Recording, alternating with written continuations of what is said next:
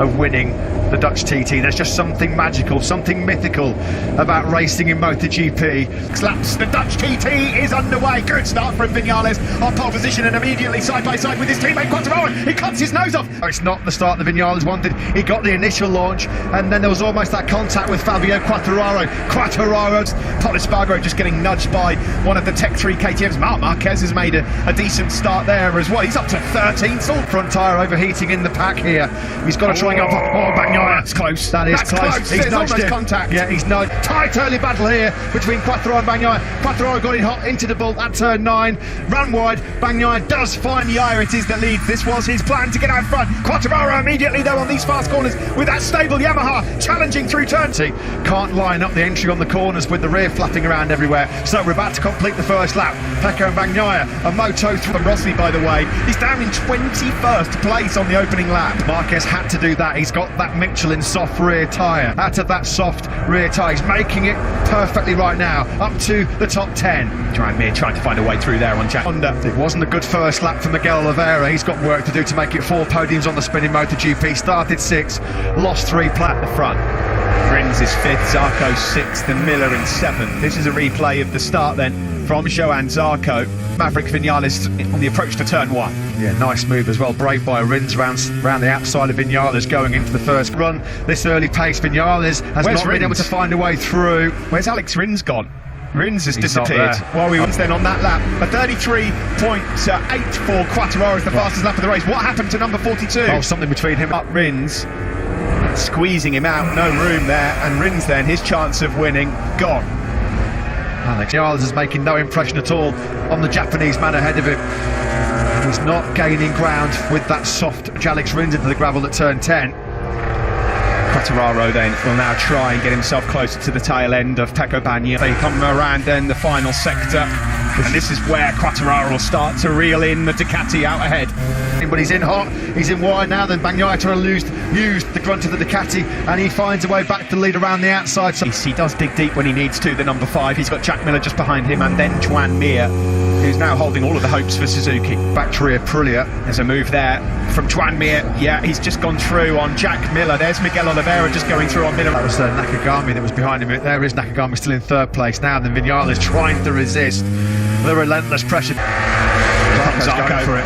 He's going to have a lunge. No room there. That's where he punted Joan. He only just came out of Q1. Likewise, Johan Zarco. Yeah, no further action. That was just a very hard move by him. He's doing a phenomenal job so far in 3rd place. He's got a great record here in Assen. He won his first ever race here, leading the line for Honda's covering the top 10. The question is now trying to work his way through the pack. How much will Marc Marquez burn up that soft ball? Tucked in behind this man, Pecco Bagnaia. Mir and Oliveira find themselves in a precarious position. They could do track limits warning already this early into the race for Jorge Martin, number 89 in 13th. Looks like the Frenchman, top of your picture there, that looked like Danilo Petrucci running a Neo Bastianini well wide into Steckenval. Valentino Rossi's really out front again. Here comes Quartararo. Look at the corner speed he's got, but he just cannot find a way through some of these one line. Can he make it stick this time? Quartararo it is that leads then across the line here in Assen. And if it goes to form, if it goes open the throttle, Bagnaia sweeps straight back on through. Quartararo defenceless. He's back in 2nd. It's clever from Bagnaia because he's using Quartararo to get into the rhythm that he wants to get into. You'd get the feeling, Matt, if he got to the front and got half a second lead, it could be bye Fabio. With 3 seconds back to Marc Marquez in 10th place.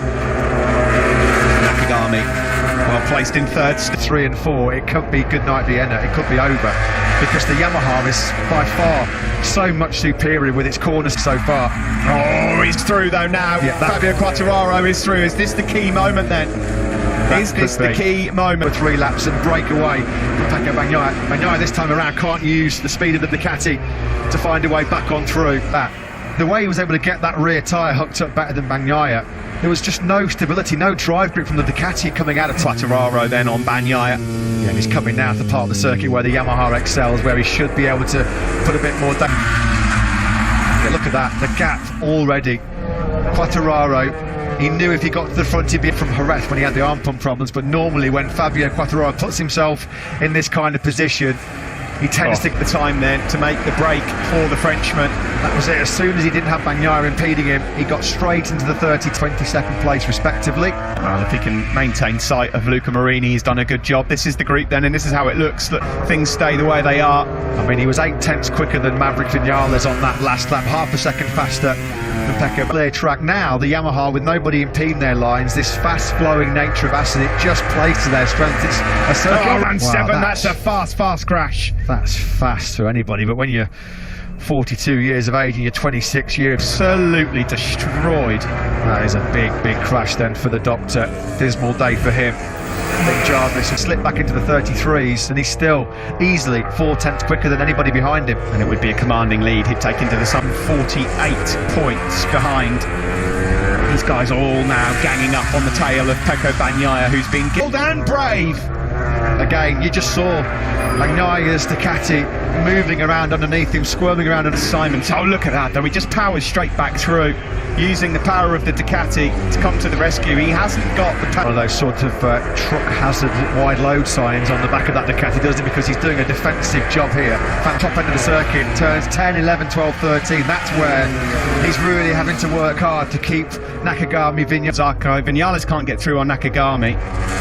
Miguel Oliveira hasn't yet properly got into his upper head. Yeah, you've got to feel like it might well be game over already. Lucio Cecchinello's keeping him. That's overdue and deserves a podium. It's Nakagami. He has been knocking on the door for a year or two. Last year, how on earth? What Nakagami's demonstrated he's been good at so far this year is he's always had good pace in the last 10 laps of races. Germany aside, some strong pace in the last 7, 8, 9, 10 laps, and that could be crucial here around Assen. Turn 5 we go. Mir struggling to get past the Ducati of Johann Zarco. Behind those guys, the last lap. Bagnaia actually was a couple of tenths faster than the race leader, but having established that near 3-second gap, he's just put him in. But since then, he's been sick of the sights of Nakagami's here rear he comes tyre. Again. Nakagami goes through. Fantastic move now. He'll make light work of the Honda again. The drive was so better. You could see Bagnaia's Ducati, how much it squats on that rear tyre. It's probably over now, and he's nearly just gone into track limits again as Vinales now challenges Nakagami. Vinales pounces, he goes and long gone. It's your race leader Fabio Quartararo. Bagnaia immediately comes in for that long lap penalty. He was on such a great run, 5 top 6s in a row, but Miller just losing control on the exit of the 20 seconds or so that was for the factory Ducati team. Bagnaia hauled in for the long lap and Miller out. Well, was just bigging up his tyre management. He's not just sort of seeing those rear tyres drop off a cliff now, is he? Marquez is he's always there. He's always there. He's in third ahead of Joan Mir and Miguel Oliveira. Just shows going horribly wrong here for Taki Nakagami. He's in way hot into the first corner. He's going to drop now back down to 9th place. Going to stay in the top 10. Yeah, is it tyres or sometimes Lucio Cecchinello has admitted this himself with great chance of the podium. He's not been able to handle that pressure cooker atmosphere. Is it tyres though that are costing Taki Nakagami? And that's the same time when Miller had gone down as well. Mir's been very aggressive, I've got to say, into the Struben. That's where he's having to make a lot of his overtakes. Acceleration, Suzuki are pledging to bring that in Austria 1 or Austria 2. Jorge Martin has retired then. This is not for the first time then. Ducati's hopes pinned on Johann Zarco in third place. There's Aleix Espargaro, he's in 6th and he's still there. Vinales here at the moment in terms of his rhythm in general. Yeah, enormous credit to Mir as well. I mean, coming from 10th into to get into the rhythm that they showed in FP4. Unfortunately for them, it's too late to chase down Quartararo.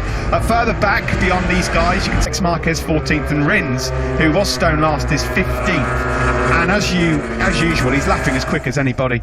And Pecco Bagnaia only gained that place when Bagnaia came in for a long lap penalty loop as well. Credit to the American on his first ever visit here to Assen. Still 9 and a bit laps to go. Still a lot of question marks about tyre life. You look at someone like Joan Mir and you think, is he perhaps favourite to take? Has fallen behind Pecco Bagnaia into 7th. The good thing for Maverick Vinales now he's got to 2nd. He's made it to Struben. He's been lethal into turn 5 as Joan Mir. You can see how far Maverick Vinales has checked out. He is wrestling the front of that Suzuki around here far more than he would like to. Miguel Oliveira also now has got his eyes set on from the horse's mouth there. Rivola pretty much saying, yeah, we'd love to sign Maverick Vinales. So we'll wait and see what happens over the next. To get out of Yamaha, it looks like Miller in the pits then. And here is Mia, who's putting together another phenomenal ride. Turn 15, Espargaro can't find a way back through, so Marquez up into 7. This is a great ride from Marc Marquez when you consider inside that showy helmet, but he's doing an outstanding job. he's lapping. Oh, that's Highligh. Try and sort that one out. The gap at the front is still 3.3. Then to recover the bike of Highligh, what happened to the number 27 then? Oh, he lost the front on the way in. Another race where he's not going to see the checkered flag, unfortunately. Danilo Petrucci in 13th. We might right now as Fabio Quartararo. Quartararo has responded. Yeah. Yeah, well, he was a podium finisher here. 3.3, but it's been restored to 3.8 again now. That might have been why Quartararo was dropping into the 33.8s with the... Through turn 6 we go. Monster Energy Yamaha team on the search here for their gap again has just come down for the time being to 3.1. Is this Quartararo just managing the situation? Anything above 2. Well, a bit further back, raging between Bagnaia and Marquez. Well, Marquez is lapping as quick, and he's potentially chasing down a 6th place finish, which would be a great effort to salvage a top 6. He said without all the dramas of this weekend, he's felt all the time he's got top 6 potential, and he's been picking up another 25 points as well. Alex Rins has done a great job getting himself up into 11th. A good salvage job by Rins to find his way back through on the likes of Alex Marquez, Brad Binder and Danilo Petrucci. That was a tough... Left of the Dutch TT when they cross the line next. Quartararo then crosses the line. Yeah, and the gap between Mir and Zarco, that's coming down. Last 2 laps, Zarco's taken time out of the Suzuki Mano, heads to the beach in the bars. Will Mir be celebrating with a podium? And Oliveira's there as well, isn't he? Flying to race results this year, Qatar 10th to 4th, Portimao 9th to 3rd, Jerez 10th to 5th. So deep and makes the hard moves. He's aggressive. This has been another absolutely top ride. Well, and then he's back in the mix, good and proper. Yeah, wherever Joan Mir's heading on his summer break, he really deserves. You can see there, Marquez had to check up behind Bagnaia, and that almost let Aleix Espargaro come through. He's just a sitting back. Late speed again as well. There are 3 laps to go here in Assen. It's not quite the classic that we saw in 2018. It looks like up to view of the 2.9 second gap. Quartararo completely in control of this one for now. Being in cruise control. Once he got his head down for those 3 or 4 laps when hitting the front, after Pecco Bagnaia's early was in complete control. Marquez still trying to find a way through on Pecco Bagnaia's factory Ducati. He raced for Paul Espargaro in 10th. He's kind of kept these guys in sight, but he wants to be. We want Marc Marquez to move into 7th place. Mia's late rally has been brilliant. A 33.4 from him. Classic move into the Timmer chicane, and perhaps a little nudge in the process there from Aleix Espargaro. Championship belongs to him. Yeah, he's been the standout man. So many pole positions. Up on one of his big rivals, Jack Miller out. Pecco Bagnaia struggling in 6th place. And Johan Zarco at the moment not on the podium in full. Podium since the opening night of the season in Qatar, but you get the feeling that the post-race press conference is the last lap of the race then. Monster Energy Yamaha on the brink of a 1-2. In the background, Mir just about doing enough at the moment. Credit as well to Bagnaia, because I don't think he would have had to have worked harder too many occasions for a 6th place. Quartararo's crew watching and witnessing another utterly brilliant and dominant performance by their flying friend. Marquez here has got back through on Aleix Espargaro to take. But when it really matters, on a Sunday, when there's 25 points and some silverware up for grabs, it's Fabio Quartararo that's mission of the Dutch TT. He is the man on top form at the moment. 4 wins. Going to be Fabio Quartararo. The Frenchman wins the Dutch TT, and it's a Yamaha 1-2. Their first 1-2 of the season. Aleix Espargaro took 8th. He set his fastest lap of the race on the last. Quartararo has been practicing some golf. Oh dear, that's shocking. And that just gives you an example as to how good his golf. The backstory behind Quartararo's golf trick there is, I believe that he went to a driving range with Sam Lowes, and he's good as well. Tranmere, 3 podiums then at the start of 2021 as he tries to defend his World Championship, and that's nice to see as well. Dennis Foggia there going over to congratulate Quartararo, who will take 8th for the first time. Back-to-back wins in Assen for the factory Yamaha team. Factory guys are very fast today. Also congratulations to them, but also I'm very happy. A fair job actually to come back and finish in 11th, considering he was nudged wide a little by Zarco. And with The summit of the MotoGP World Championship. well, he said after Sachsenring, he wants to come think about the championship. He just wanted to come here, pull out all the stops, and become victorious. There's his manager, Eric Mark, In the corner on his own in Parc Ferme, kind of just gathering his thoughts and having to swallow and look at these celebrations. Are you with Lynn Jarvis? I am.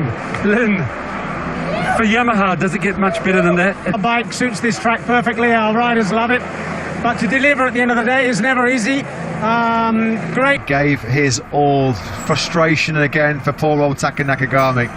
At one stage we thought that first hard for that podium. Excellent job by the Suzuki X-Star man. Maverick Vinales doesn't really look like he's Strider, but here is the man who controlled that Dutch TT. He's controlling the 2020 to take victory here in Assen.